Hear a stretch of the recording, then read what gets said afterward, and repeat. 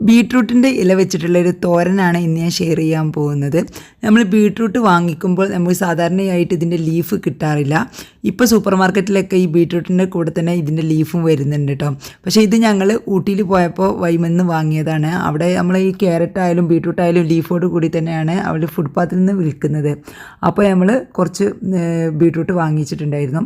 അപ്പോൾ ഇതിൻ്റെ ലീഫൊക്കെ നല്ല ഫ്രഷ് ആയിട്ടുണ്ട് വീട്ടിലെത്തിയപ്പോഴും. അപ്പോൾ നമ്മളിത് കട്ട് ചെയ്തിട്ട് ഒന്ന് തോരൻ വെച്ച് നോക്കാമെന്ന് വിചാരിച്ചു. അപ്പോൾ ഞാനിത് കട്ട് ചെയ്തെടുക്കുന്നുണ്ട് കേട്ടോ. കട്ട് ചെയ്തതിന് ശേഷം ബീട്രൂട്ട് വേറെയും ലീഫ് വേറെയും ആക്കി എടുത്തതിന് ശേഷം നമുക്ക് ലീഫ് നന്നായിട്ടൊന്ന് കഴുകണം. കാരണം ഇതിൽ നല്ല പൊടി ഉണ്ടാവും. അപ്പോൾ നല്ല വെള്ളത്തിൽ നല്ല മുക്കിയിട്ട് തന്നെ നല്ല പോലെ കഴുകണം കേട്ടോ. എന്നിട്ട് ഓരോ ലീഫ് എടുത്തിട്ട് നല്ല പോലെ കഴുകിയിട്ട് അതിൽ പൊടിയോ അല്ലെങ്കിൽ പുഴുവോ ഒക്കെ ഉണ്ടോ എന്നൊക്കെ ഒന്ന് നോക്കട്ടോ. അതിന് ശേഷമാണ് നമുക്കിത് തോരന് വെക്കാൻ വേണ്ടിയിട്ട് നമ്മളിത് കട്ട് ചെയ്യുന്നത്. ഇത് കട്ട് ചെയ്തെടുക്കാൻ നല്ല ഈസിയാണ്. ഇതുപോലെ കട്ട് ചെയ്തെടുത്താൽ മതി. എല്ലാം ഒരുമിച്ച് വെച്ചിട്ട് നല്ല ഒരു കട്ടിംഗ് ബോർഡിൽ വെച്ചിട്ട് ജസ്റ്റ് ഒന്ന് കട്ട് ചെയ്തെടുത്താൽ മതി. പക്ഷേ കഴുകുന്ന കാര്യത്തിൽ നല്ലപോലെ ഒന്ന് ശ്രദ്ധിക്കട്ടെ. ഒരു 3-4 പ്രാവശ്യം ഒന്ന് മുക്കിയിട്ട് നല്ലപോലെ ഒന്ന് കഴുകുക. കാരണം ബീട്രൂട്ടൊക്കെ മണ്ണിൻ്റെ അടിയിൽ ഉണ്ടാകുന്നതാണല്ലോ. അപ്പോൾ ഇതിലൊക്കെ നല്ല ചെളി ഉണ്ടാവും. അപ്പോൾ അത് ഈ ലീഫിൻ്റെ അടിയിലൊക്കെ നല്ല പറ്റി പിടിച്ചിട്ടുണ്ടാവും. അപ്പോൾ അതൊക്കെ ഒന്ന് നല്ലപോലെ ഒന്ന് തേച്ച് കഴുകുക. അതിന് ശേഷം നമുക്ക് ഇതുപോലെ ഒന്ന് കട്ട് ചെയ്തെടുക്കാം. എല്ലാം കട്ട് ചെയ്ത് വെച്ചതിന് ശേഷം നമുക്ക് ഇനി ഇതിലോട്ടൊരു അരപ്പ് തയ്യാറാക്കാം. ഇതിന് വേണ്ടിയിട്ട് 1/4 കപ്പ് തേങ്ങ, അതുപോലെ തന്നെ ഒരു 1/4 ടീസ്പൂൺ ജീരകം, അത് വെളുത്തുള്ളി, പച്ചമുളക്, കുറച്ച് മഞ്ഞൾപ്പൊടി, ഇതെല്ലാം കൂടി ഒന്ന് ഗ്രൈൻഡ് ചെയ്ത് വെച്ചിട്ടുണ്ട്. പിന്നെ അതുപോലെ തന്നെ കുറച്ച് ചുവന്നുള്ളി കട്ട് ചെയ്തും വെച്ചിട്ടുണ്ട് കേട്ടോ.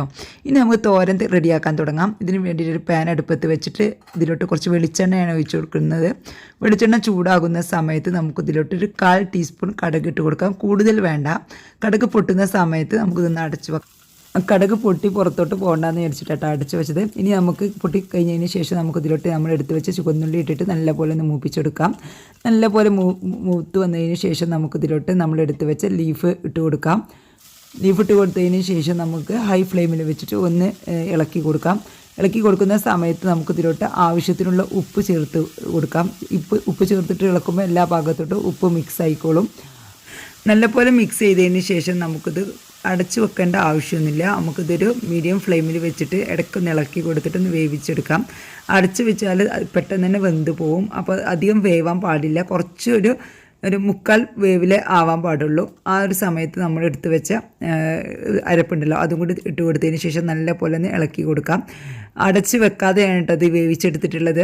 ഇടയ്ക്കിടയ്ക്കൊന്ന് ഇളക്കി കൊടുത്താൽ മതി. ഒരു ലോ ടു മീഡിയം ഫ്ലെയിമിൽ വെച്ചാലും മതി കേട്ടോ. അപ്പോൾ നമ്മൾ നല്ല ടേസ്റ്റി ആയിട്ടുള്ള ബീട്രൂട്ടിൻ്റെ ഇല വെച്ചിട്ടുള്ള തോരൻ ഇവിടെ റെഡി ആയിട്ടുണ്ട്. ഇനി ഇതുപോലെ ബീട്രൂട്ടിൻ്റെ ഇല കിട്ടുമ്പോൾ എല്ലാവരും ട്രൈ ചെയ്ത് നോക്കണം കേട്ടോ. ഇനിയിപ്പോൾ ബീട്രൂട്ട് വാങ്ങുമ്പോൾ ഇലയോട് കൂടിയുള്ള ബീട്രൂട്ട് തന്നെ വാങ്ങാൻ ശ്രദ്ധിക്കുക. അപ്പോൾ എല്ലാവർക്കും നന്ദി, നമസ്കാരം.